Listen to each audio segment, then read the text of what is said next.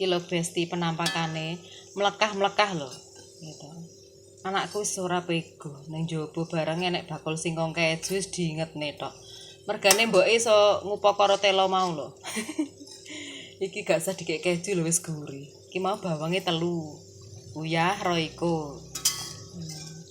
Iki diparuti coklat batangan bah sansaya mlebu metu ki engko. Sayange aku gak ndek pikiran mau sesuk-sesuk enek gawe neh ya, Bes.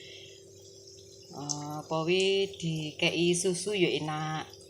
Kei parutan keju, susu, parutan coklat. Beh. Ndak koyo bakul singkong keju tenan iki engko. Nah. Kandhane pokoke intine iki umek kae, gawe umek e panganane mayare telo. Panganane telo Besti. Nek dikukus tok ya ora gelem.